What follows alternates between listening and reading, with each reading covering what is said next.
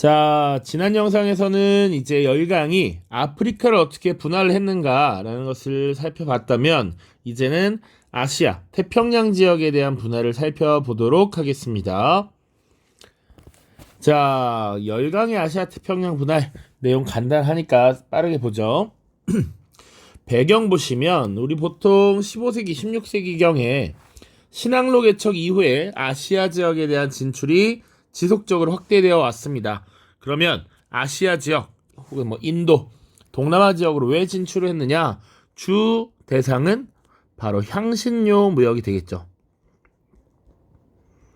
자, 그리고 조금 더 지나서는 중국에는 차, 도자기, 비단과 같은 이런 물품들이 유럽의 사치품으로서 많이 활용이 되는 이런 모습들도 나타났습니다. 자, 그래서 각국이 어떻게 아시아 지역에 진출했는가? 또 영국부터 보도록 하겠습니다. 동인도 회사를 앞세워서 인도 무역을 진행했다. 자, 주로 아시아 지역에 대한 무역 전반, 그리고 식민지 경영에 대한 전반을 맡았던 것이 동인도 회사였는데, 이것은 영국만 만들어진 것은 아니고 뒤에 프랑스, 네덜란드와 같은 나라에서도 동인도 회사가 만들어지고 운영이 되었습니다. 특히 영국의 경우 엘리자베스 1세 때 만들어졌다. 자, 그래서 인도 무역을 진행을 했고요. 플라시 전투라고 하는 곳에서 프랑스와 벵골의 연합군을 물리치고 벵골 지역에 대한 통치권을 획득합니다. 인도의 동북 지역이 되겠고요.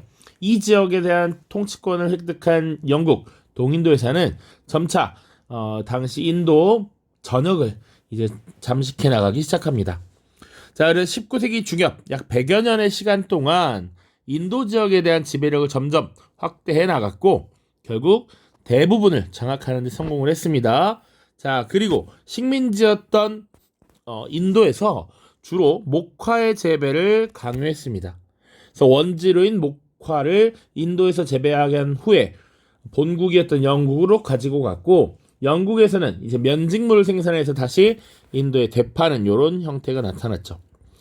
자, 그리고 이 중국과의 무역에서 적자를 메우기 위해 아편을 밀수출합니다. 그 아편을 지금 인도에서 길러내고 있었다 라는 내용입니다. 자, 그리고 이제 요거 중요합니다. 미얀마, 싱가포르, 말레이 반도, 그리고 보르네오 북부 지역을 병합했고요. 1895년 말레이 연방이라고 하는 것을 조직합니다. 각각 영국이 어느 지역을 지금 장악했는지를 잘 봐두셔야 되겠죠. 자, 그리고 오스트레일리아와 뉴질랜드를 자치령으로 삼아서 또 이제 영국 연방 안에 다 포함을 시켰습니다. 자, 원래 오스트레일리아는 영국의 범죄자들을 보내는 유배시키는 섬이었다라고 보시면 되는데, 자치령으로서 또 등장을 하게 되죠. 잠깐 지도 보시면, 그래서 지금 여기 인도, 과거 무굴 제국이 있었던 인도와 이쪽 미얀마 지역, 그리고 말레이 반도, 싱가폴, 그리고 보르네오 섬의 북부까지 모두 영국이 지금 잠식을 했다라는 것을 알 수 있습니다. 그 다음 프랑스입니다. 역시 동인도 회사를 앞세워서 인도 무역을 진행했고요. 아까 영국이 승리했던 플라시 전투, 프랑스는 패배했을 것이고, 인도에서 영향력을 상실하면서 점점 동쪽으로 더 이동을 했습니다. 그래서 우리가 흔히 동남아 3국이라고 하는 베트남, 캄보디아, 라오스 등을 점령을 했고요. 이들을 묶어서 인도차이나 연방으로 조직을 했습니다. 자, 요거 잘 기억을 해 두셔야 됩니다. 시기 문제로 이 인도차이나 연방이 출제가 된 바가 있다. 자, 어떤 부분에서 출제가 되었느냐? 프랑스에 의해서 수에즈 운하가 건설이 된 것이 있고요. 이 수에즈 운하 건설, 이집트 지역에서 지금 아프리카를 돌지 않고도 지중해에서 홍해로 빠져나올 수 있는 이 운하를 만들게 되는데, 1869년에 건설이 되고요. 그리고 파쇼다 사건이 제시가 됐습니다. 파쇼다 사건 우리 지난 영상에서 다뤘습니다. 1898년 영국의 종단 정책과 프랑스의 횡단 정책이 충돌하면서 지금 나타났던 사건이죠. 남수단의 파쇼다라는 지역에서 충돌의 위기가 있었고, 프랑스의 양복으로 충돌이 무마되었다. 이 사이 시기에 지금 인도차이나 연방이 조직되었는데 요게 한번 출제가 된 적이 있으니까 반드시 기억을 해 두셔야겠습니다. 자, 그 중에서 특히 이제 베트남에 대한 영향력을 어떻게 확보했는가 또 조금 더 풀어서 써놨습니다. 당시 베트남 지역에 프랑스인 선교사들이 파견되어 있었는데 이들이 탄압받았던 것을 구실로 베트남에 진출을 하고 보호국으로 삼으려 했습니다. 그런데 이 베트남 지역에 대한 종주권을 주장하던 청나라와 충돌을 하게 되죠. 이것이 1884년부터 85년까지 벌였던 청프 전쟁입니다. 그 결과로는 텐진 조약이라고 하는 것을 체결했다. 자, 여기 보시면 그래서 지금 영국이 벵골 지역에 대한 영향력을 확보하고 점차 이렇게 동쪽으로 내려갔던 것, 그리고 프랑스는 베트남을 시작으로 해서 약간 이렇게 남으로 그리고 서쪽으로 진출하려 했습니다. 그래서 하나 봐둬야 되는 것, 여기 태국이라고 하는 나라는 어느 나라의 식민지도 되지 않고 독립을 유지했다라고 하는 것이 하나의 또 특징이야. 동남아시아 지역에서 유일하게 독립을 유지했던 태국이라는 나라도 있습니다. 자, 그다음 네덜란드 보죠. 동인도 회사를 앞세워서 주로 인도네시아 지역에 진출을 했습니다. 그런데 원래 이 인도네시아 지역은 포르투갈 세력이 먼저 진출해 있었고 이 지역의 주요 거점들을 미리 장악을 하고 있었는데 이들을 쫓아내고 인도네시아 지역을 장악했다. 그리고 인도네시아 지역의 여러 섬들을 묶어서 네덜란드령 동인도를 수립했습니다. 스페인섬, 자와섬, 그리고 스마트라 섬, 그리고 영국이 차지하지 않은 나머지 보르네오 섬을 모두 묶어서 네덜란드령 동인도를 수립시켰죠. 자, 그다음 미국 보시면 무력 시위를 통해서 일본을 개항시켰다. 요게 선지로 출제가 된 바가 있으니까 한번 봐주세요. 자, 그래서 당시 페리 제독이 군함을 이끌고 가서 일본을 강제 개항시켰습니다. 그래서 체결한 조약이 미일 화친 조약이라고 하는 것이 있어요. 이것은 일본의 근대화 과정에서 다시 한번 언급을 하도록 하겠습니다. 1854년.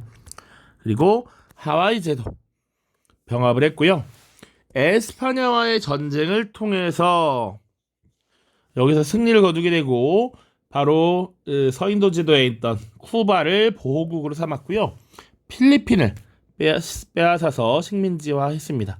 원래는 에스파냐의 지배를 받던 필리핀을 미국이 식민지배하게 되었다. 그리고 괌도 식민지화하게 되었습니다. 자, 그리고 독일 보시면 태평양의 비스마르크 제도, 마셜 제도 등을 여러 섬들을 점령해서 독일의 영토로서 합병을 했고요. 그리고 3B 정책을 추진했다라고 이야기를 했었습니다. 영국의 3C, 독일의 3B. 독일의 3B는 베를린, 비잔티움, 바그다드 세 개의 도시를 연결하려고 했던 것이고요. 특히 이 비잔티움과 바그다드 사이에 철도를 연결해서 물자를 운송하고 시장을 개척하려는 이런 움직임이 나타났다라고 보시면 되겠습니다. 마지막으로 러시아는 시베리아 지역을 개척했고요. 남하 정책을 꾸준히 실시함으로써 흑해 방면에서 오스만 제국을 압박했습니다. 바로 밑에도 지도가 있지만 여기 가운데 있는 게 흑해죠. 여기가 흑해입니다. 그래서 이 흑해 지역으로 점차 압박을 해 나가는 이런 모습들이 나타났죠. 자, 요 정도 보시면 되겠습니다. 오른쪽에도 지도 한 번 더 마지막으로 확인해 보시고요. 여기 자와섬, 스마트라 섬, 보르네오 섬입니다. 각각 묶어서 네덜란드가 네덜란드령 동인도를 구성했다. 자, 그리고 추가로 하나만 더 이야기를 하자면 여기 말레이 반도 중엽에 무역 거점으로 성장한 도시가 하나 있습니다. 바로 물라카라고 하는 도시가 있어요. 신항로 개척 이후에 최고의 무역 거점 중에 하나였습니다. 이 물라카에 대한 주도권이 사실 계속 바뀌어요. 첫 번째는 원래 신항로 개척에 가장 먼저 앞장섰던 포르투갈이 이 지역을 장악을 하고요. 그리고 네덜란드가 이 지역을 다시 가져가게 됩니다. 그 이후 마지막 지금 말레이 연방 안에 포함되어 있죠. 영국이 이 지역을 다시 점령한다. 이 정도로 구분을 하셔야겠습니다. 포, 내, 영 순으로 물라카를 가져갔다. 자, 밑에는 이제 네덜란드 정부의 인도네시아 지배를 비판하는 이런 글을 하나 가져왔습니다. 그래서 당시 이 열강들이 아시아 지역에 대한 경제적 착취를 어떻게 행했는지 잘 보여주는 사례라고 볼 수 있어요. 보시면 네덜란드 정부는 그들의 땅, 자와인들의 소유지에 정부가 원하는 품목을 의무적으로 재배할 것을 강요했다. 그리고 생산된 농산품을 정부가 아닌 제3자에게 파는 경우에는 처벌했다. 무조건 정부에게 팔도록 했고 정부가 그것을 관리하도록 한 것이었죠.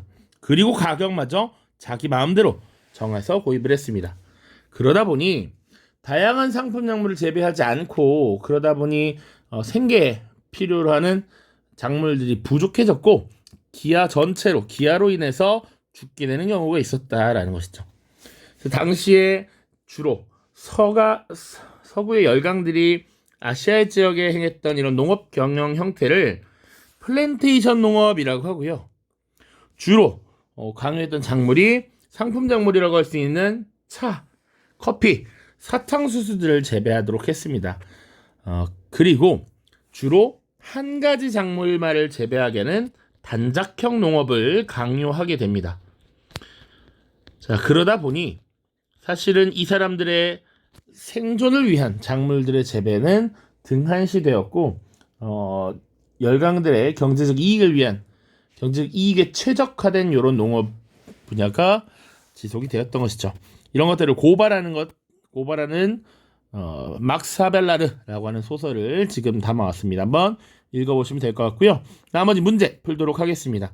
지난 영상에서 138, 139 다 풀었고요. 140쪽만 빨리 풀어보죠. 먼저 교과서부터 보고 오겠습니다. 자, 교과서 168쪽입니다. 열강의 아시아 식민 지배라고 되어 있고요. 사실은 열강이 동인도 회사라는 걸 세워서 그것들을 앞세워서 아시아 지역에 진출했는데 동인도 회사에 대한 자세한 설명이 조금 나와 있으니까 한번 보도록 하죠.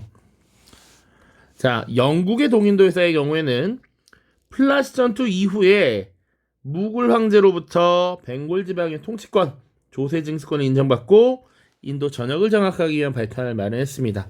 그런데 이런 동인도 회사라는 게 비단 영국만 만든 건 아니었다. 영국, 프랑스, 네덜란드 같은 여러 나라들이 만들었고 아시아 무역을 독점하기 위해 만든 것이었습니다. 그래서 보통 무역뿐만 아니라 정부로부터 정치, 군사의 실권까지 위임받아서 식민지 경영에도 직접 나섰습니다. 군대도 보유했고요. 외국의 선전포고까지 할 수 있었습니다.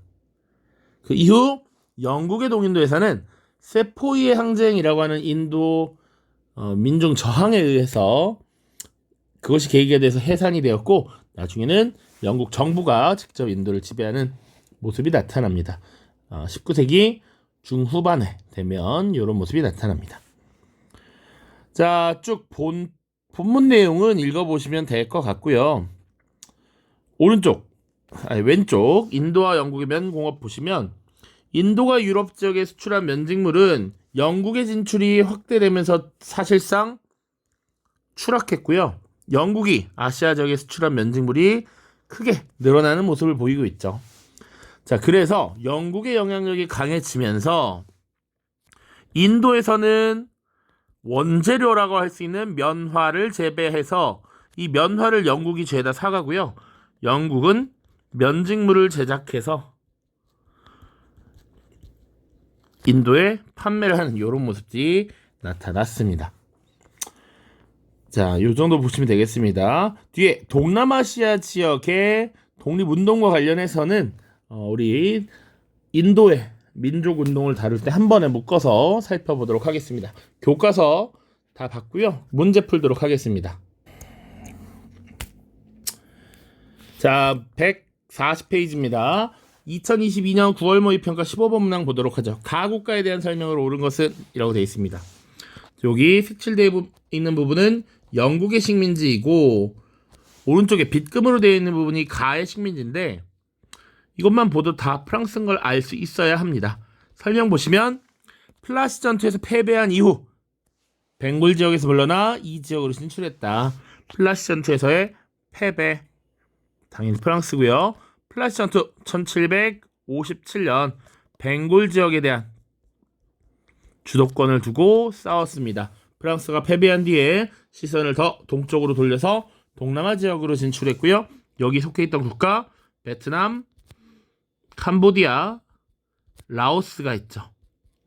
이곳을 묶어서 인도, 차이나 연방을 조직했다라고 이야기했습니다.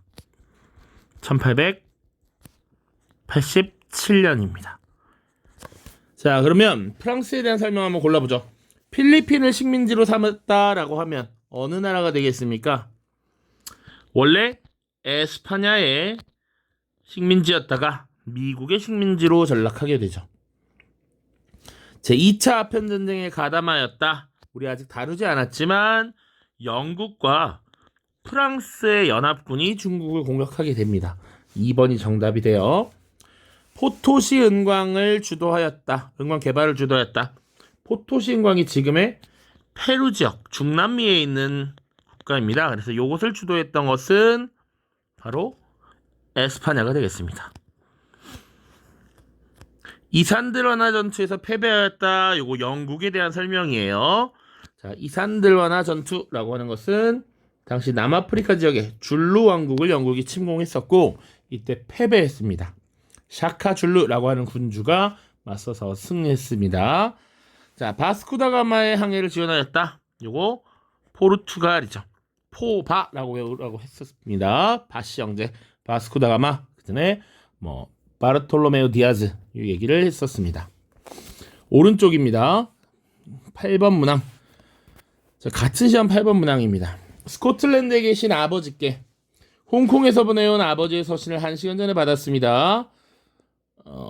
홍콩과 인접한 이곳에선 최근 안타까운 사태가 벌어지고 있습니다. 가에서 파견된 총독이 일부 극단주의자들에 의해 암살당한 것입니다.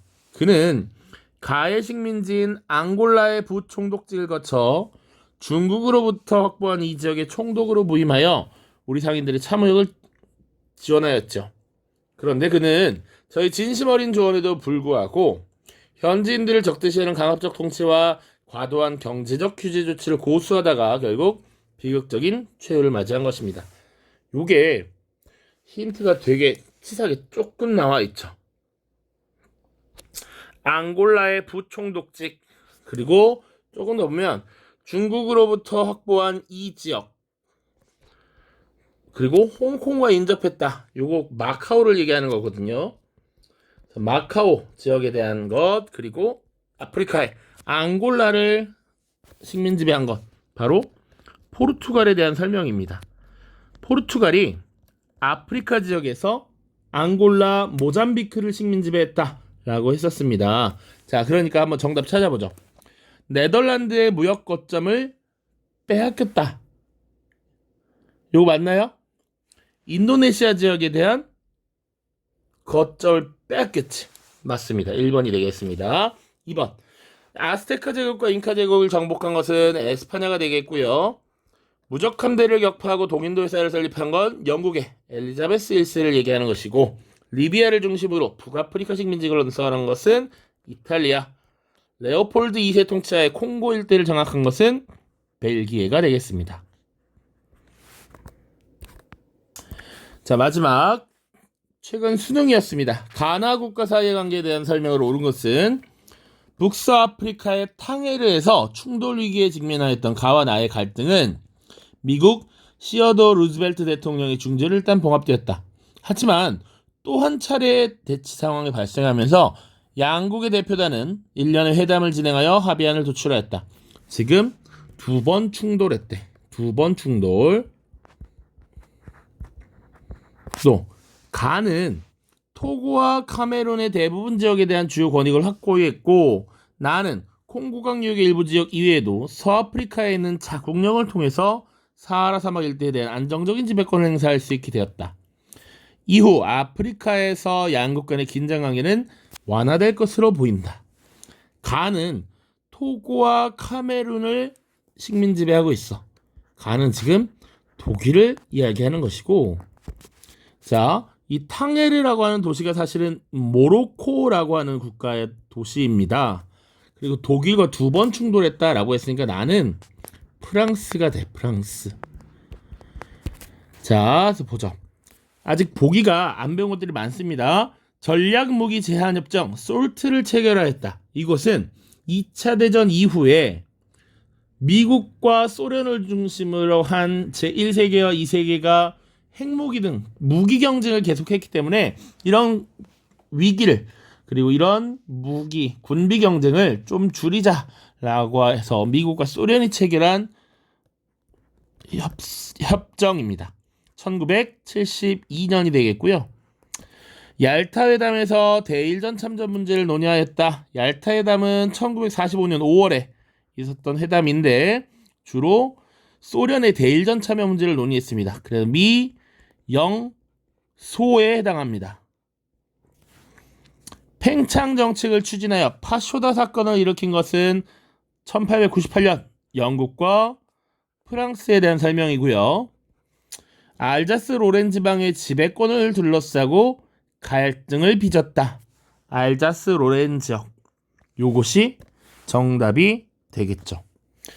그러니까 프로이센과 프랑스의 전쟁 때, 그리고 이것을 1차 대전 때 프랑스가 다시 찾아오죠. 그러니까 두 차례 이 지역에 대한 지배권을 둘러싸고 협정이 일어납니다. 1871년 보불 전쟁, 프로이센, 프랑스 전쟁. 프로이센이 독일의 전신이니까요. 그리고 1차 대전이 끝나면서 프랑스가 알자스 로렌 지역을 다시 빼앗아 오게 되죠. 5번 대서양 헌장이라고 하는 것은 1940년, 41년에 있었던 협정인데 미국과 영국의 대표가 모여서 2차 대전이 끝난 뒤에 어떤 평화를 원칙으로 삼을 것인가 라고 이야기를 하게 됩니다. 미국의 루즈벨트 대통령과 영국의 수상이었던 윈스턴 처칠입니다. 정답은 4번이다. 자, 고생 많았고요. 다음 영상에서는 이제 중국의 개항과 근대운동 살펴보도록 하겠습니다. 모두 고생 많았습니다. 안녕.